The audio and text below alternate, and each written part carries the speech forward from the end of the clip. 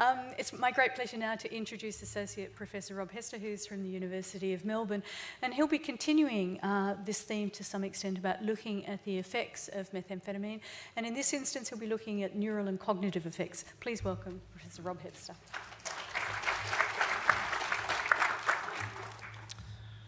Thank you, Anne, and it's always the responsibility of the speaker who's prior to lunch to be brief, so I'll do my best. So to get to the point, why are we interested in cognition? Because we know that it's critical to treatment outcomes, inhibiting the immediate pursuit of pleasurable stimuli, development of adaptive patterns of behaviour. They're critical things in terms of getting good treatment outcomes for people who are dependent on methamphetamine or other drugs. Treatment to assist with cognitive dysfunction is going to directly assist with those difficulties. And you get indirect benefits to treatment, like greater cognitive capacity for the types of CBT that can be used in methamphetamine dependence. Now, I'm going to talk about cognitive effects, and typically the most common question that I get asked is about cause and effect. To what extent can I explain how much of what I'm about to talk about is caused by methamphetamine use? And the short answer to that question is very little. The type of evidence that you would need to talk about causal effects is not the type of evidence that we can typically collect. You'd need to track people longitudinally, you'd need to know what their cognition was like prior to them taking methamphetamine, and you'd also need to be able to control for all the other factors that can affect their cognition, like psychosis, mental health, their diet, their other things which all have an influence on cognition and neural function. So take that into account as I'm talking about the evidence today. In terms of impairment, we know that there are significant cognitive impairments associated with methamphetamine use and dependence. Typically they're verbal memory, slow processing speed, and the typical one is executive dysfunction. The other point I'll make is some of these things are common to all types of drug use, and some are specific to methamphetamine dependence. Where they're specific, I'll try and point that out. But in general, these things are common across different types of drug-using groups. Executive function is particularly problematic because of its fitting back into the symptoms that contribute to prolonged use, but also when you have poor self-control, that's going to feed into the other behaviours that are problematic, including risk-taking in terms of sexual behaviour, aggression, violence, and the other things you see in dependence. Selective attention, so the inability to avoid distraction, decision-making, and cognitive flexibility. As you're reading those things and working with people who are using methamphetamine, you begin already to see why that's going to influence the types of interventions that you're trying to implement with people and their ability to adhere to those types of structures. Okay. The magnitude of impairment across domains is significant. So I've put the effect sizes there. So a medium effect size is 0.5 or bigger. You can see that in learning and executive function and memory, they're all medium to large effect sizes. To give you a comparison, if you do the same sorts of analysis with people who are taking cannabis or cocaine, they're much smaller. The types or the level of impairment you see in people is more similar to people who've been diagnosed with Alzheimer's disease. So it's a significant impairment. For a number of reasons, the use behaviour, so the frequency, the duration, the quantity of methamphetamine use doesn't appear to correlate with the amount of cognitive dysfunction that you see in this group. The answers to why that is are not particularly clear. One of the explanations is it's got something to do with individual variation in how sensitive they are to the toxicity of methamphetamine, but there aren't at the moment good answers to that question. Part of it is, again, likely to do with all the comorbidities that go along with methamphetamine use, what other drugs you're taking with it, psychosis, mental health disorders, that are going to influence the interaction with cognition. We also know that impairment seems to be worse in people who are older, taking methamphetamine, in men, but again, this is confounded by comorbidity. From a public health perspective, one of the unfortunate messages is that if you compare those, for the chronic methamphetamine users who enter treatment, there's also an initial worsening of cognitive function during withdrawal, particularly in the first 14 days of abstinence, particularly 5 to 14 days, and that's partly to do with you're depriving people of the acute benefits they get from taking methamphetamine to their cognition, and again, the self-medication hypothesis that people have talked about today. You also get the negative effects of sleep withdrawal and disturbance during the acute phase of withdrawal that make cognition worse again, and also the dysphoric mood and agitation, slowness of movement, all contribute to poorer cognitive function during that initial phase.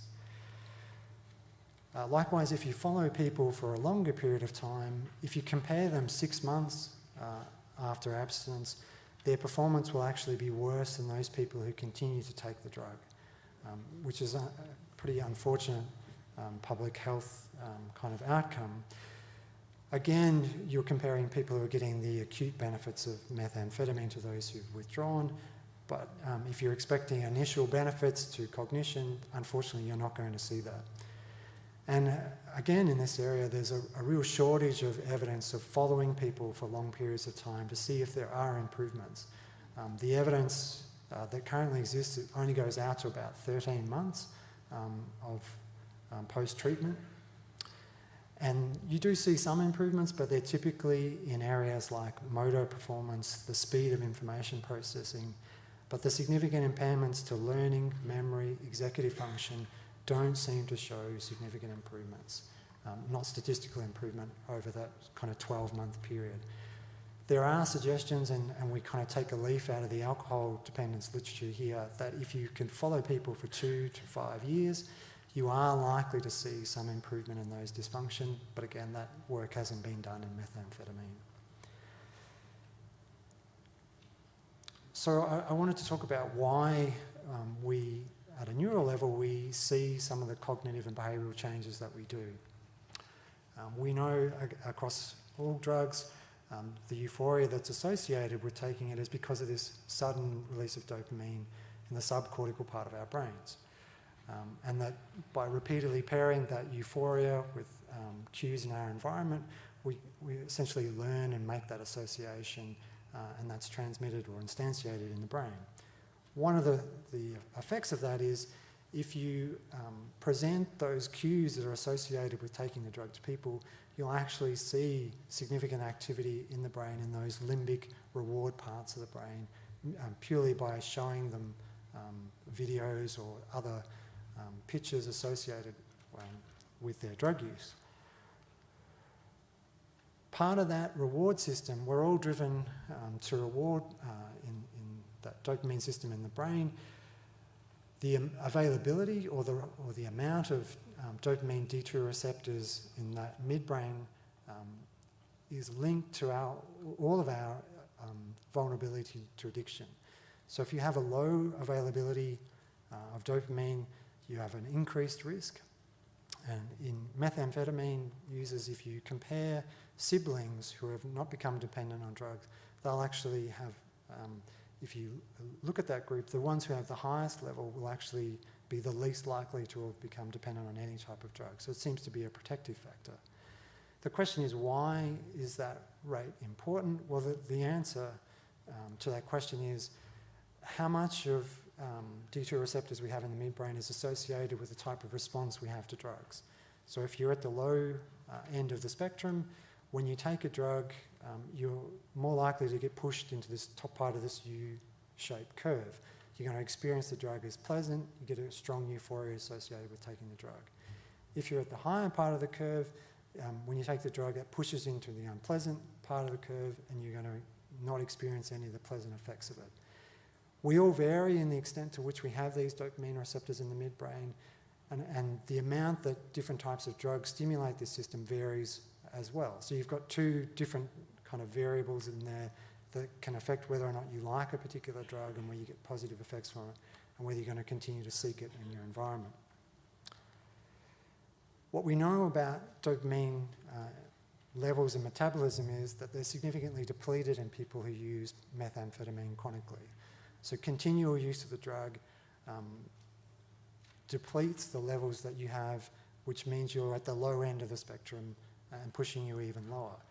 One of the effects of that is people who have low levels go out and seek reward in their environment. So it doesn't necessarily have to be drugs.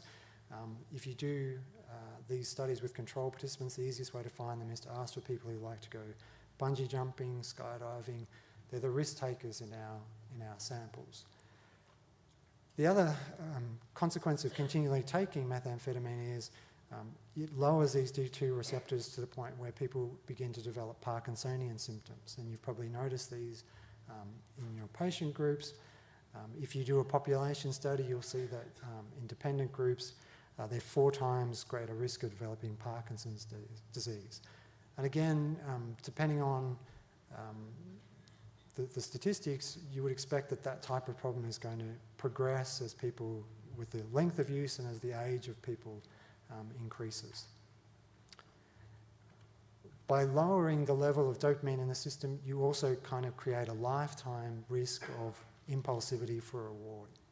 That people become ever more sensitive to reward, the decision making becomes much more driven to immediate gratification and immediate reward. That's kind of recognised in DSM-5 in the previous versions. Substances taken in larger amounts or longer period than intended, persistent desire. And I always try and make the point that when I'm talking about loss of control, that's a relative change depending on the circumstances, not an absolute loss of control. This is not a phenomena, again, that's specific to methamphetamine use. If I was to take the people in the room and look at your D2 receptor levels in the midbrain, what I would find is that the people with the lowest levels are going to report themselves to be the most impulsive people, that they're the more likely to be the risk takers in the room. What we also know is if you pick those people out and give them a dose of amphetamine, they're going to show the biggest response to that, and they're also going to say that they enjoyed it the most. So again, you see this pattern of people who seek reward from their environment have the biggest response to it and find it difficult to control their response to those rewards in their environment. That's not specific to methamphetamine. What is specific to methamphetamine is what it does to that underlying level of dopamine in the midbrain. In terms of control, we also know that other parts of the brain are critical to how we control our behaviour, that if you get people to do neuropsychological tasks of control, you'll see that people who are dependent on methamphetamine have particularly poor performance, and that they have lower levels of activity in regions that are critical to those functions, particularly prefrontal cortex. You also see, again, the same types of deficits in people who are dependent on gambling. And so the question again about cause and effect, part of the explanation of why people transition from being an occasional user to being dependent is somewhat to do with their ability to control behaviour. And so there's probably already pre-existing levels of dysfunction or poor control that contribute to that transition. And for people who are interested, I put a reference up there about this cause and effect issue. One of the other consequences is that if you have poor control and difficulties with selective attention, ignoring stimuli in your environment that are associated with drug use becomes particularly difficult. So they're reward related and you find it difficult to ignore it. We've probably all experienced this phenomena. One of the consequences is, though, that then you are stimulating craving whenever you're re-encountering these stimuli in your environment. And why treatment approaches that try and emphasise how to control or deal with those types of cues in the environment have been tried. And so I'm just giving examples here. This is a measure that we have used to look at attentional bias. If you ask people to ignore the content of the pictures and instead respond to the colour of the borders, what you'll see is that the level of bias people show to the image or how difficult they find to ignore it relates to their likelihood of relapse. The other effect we see is that you get increases in neural responses to reward, particularly the anticipation of reward. And again, this feeds back into that impulsivity sequence that people are over-anticipating immediate positive things happening. One of the unfortunate side effects of that is that you get significantly smaller or reduced responses to negative outcomes. And behaviour becomes less and less driven by negative consequences of behaviour or the anticipation of negative consequences of behaviour, which from a law enforcement point of view means that people are not kind of making decisions based upon their perception of what the negative outcomes are going to be. Given these control issues, people have looked at, can you improve cognitive control? Are there things that you can do to try and influence outcomes based upon control? And I've put up there a couple of examples of why cognitive control performance is important to treatment. But what I wanted to show you is, I'll skip over this one and get to this one, which is the model people have used comes, for example, out of attention deficit hyperactivity disorder, where children and adults with this condition show the same difficulties with inhibitory control, the same changes in neural function with poor prefrontal activity when you're asking them to do control. When you start these people on methylphenidate, which is a type of dopaminergic medication, you see significant improvements in their control performance, but also in the neural activity associated with doing those types of tasks. In psychostimulant users, either cocaine or methamphetamine, you see similar benefits of giving these types of medications. Not only does a single dose improve their ability to control behaviour, but you also see improvements in the amount of activity in these regions which show dysfunction, prefrontal and subcortical regions. That's both in cocaine-dependent participants and methamphetamine-dependent. We've tried these types of studies here in Melbourne, and this is one we conducted with colleagues here in Melbourne, Nicole Lee and others. And this is a similar sort of pattern that other people have demonstrated, that you get improvements in attentional bias with, this is a modafinil treatment, the number of days retained in treatment, self-reported relapse, and attentional bias scores.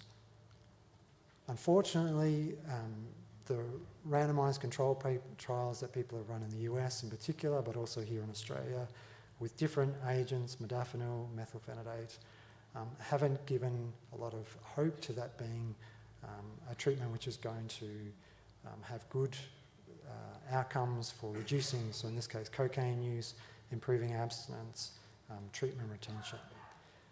What I would add, though, is that there are a couple of recent trials in methamphetamine-dependent patients with dexamphetamine, which is a different type of agent, but which has similar effects. And there's a new trial starting in St Vincent's in Sydney, looking at a non-abuse variant of dexamphetamine to try and utilise some of the similar benefits. And I guess one of the points I wanted to make, particularly here, is like CBT and antidepressants, this type of cognitive enhancement or intervention to improve control might be something that we need to do on a short-term basis, particularly during the initial abstinent period where people's cognition decreases even further, to try and give them a chance to benefit from the other CBT and other interventions that people are using. The longer courses, the 8 to 12-week interventions, which seem not to be having positive benefits, maybe we need to revisit those ideas. And my final slide is, I talked about cause and effect. If people are interested in those ideas, just to give you an example, there's a big study in the in Europe going called the Imaging Project. They're following 2,000 kids from the age of 10, following them up every 2 years to see if they can predict those people who develop dependence. That's a multi-million-dollar study. That's the type of thing you'd want if you wanted a causal study. If you think about the dependence rates in Australia, they're likely to probably have somewhere between 20 and 40 people who develop methamphetamine dependence. So you can see why the causal questions are difficult to answer. And that's it. Thank you.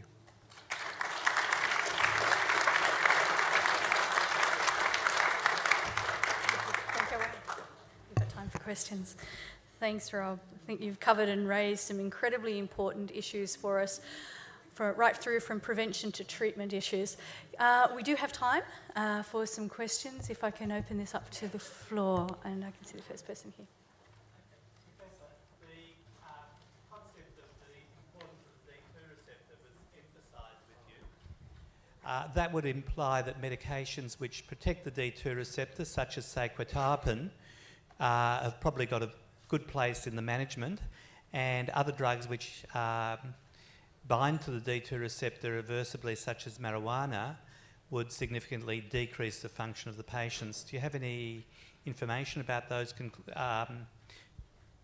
conclusions from your D2 model? So the argument about D2 in particular is that those medications that I talked about, so methylphenidate and dexamphetamine, ought to be influencing that system.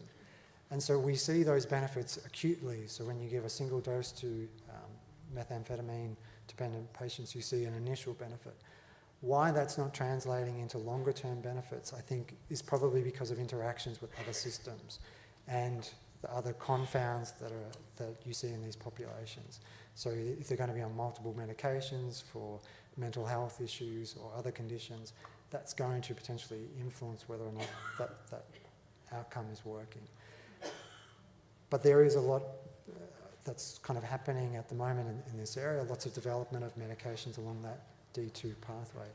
In terms of the negative side effects, other things like marijuana that might influence that system, there isn't a lot of good evidence in methamphetamine to talk about what are the negative consequences or confounds that go along with other drug use. Partly that's to do with getting samples that are big enough that you can pick out those other confounds. So I don't have a lot of evidence that I can speak to, but I would agree with your hypothesis that it ought to.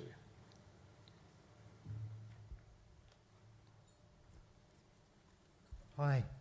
I noticed that you mentioned there's no improvement in learning and memory in long-term abstinence. How much of that is because you're actually dealing with a cohort that actually start out with those learning and memory impairments? Yeah, so I think that's a good point, and that suggestion has been made in regard to perhaps these were not necessarily caused by methamphetamine, but they were vulnerable to the use of drugs or methamphetamine because of poor cognitive function to begin with, and hence why you don't see an improvement. The only caveat I would add to that is in the studies that have done 12 months follow-up, the improvement that they do see tends to be in the people who had the poorest cognitive function to begin with. So at baseline performance, those in the lowest third show the most improvement. Now, statistically, you would expect that because they've got the most improvement to make, but I would agree with your point.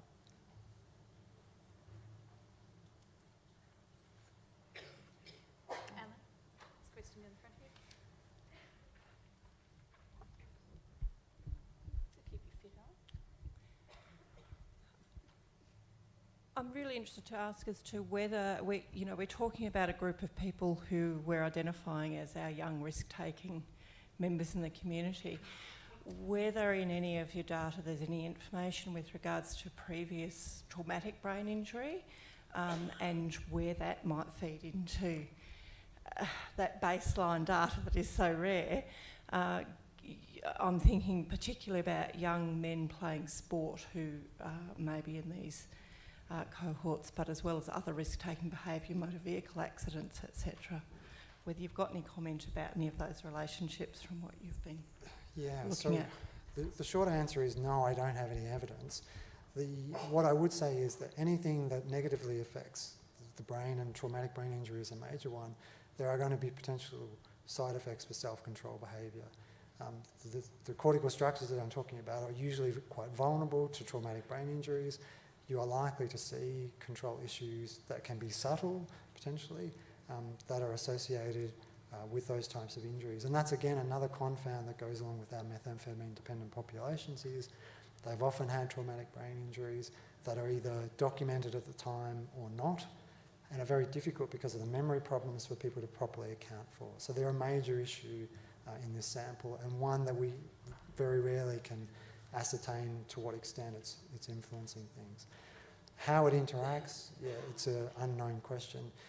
Again, in the alcohol-dependent literature, there's much more research to suggest, yes, it is a major interaction, that if you combine a traumatic brain injury and alcohol dependence, they interact to cause a much significant worse control problem than either of those two things individually. So I would predict on that basis that it does. How much, I can't tell.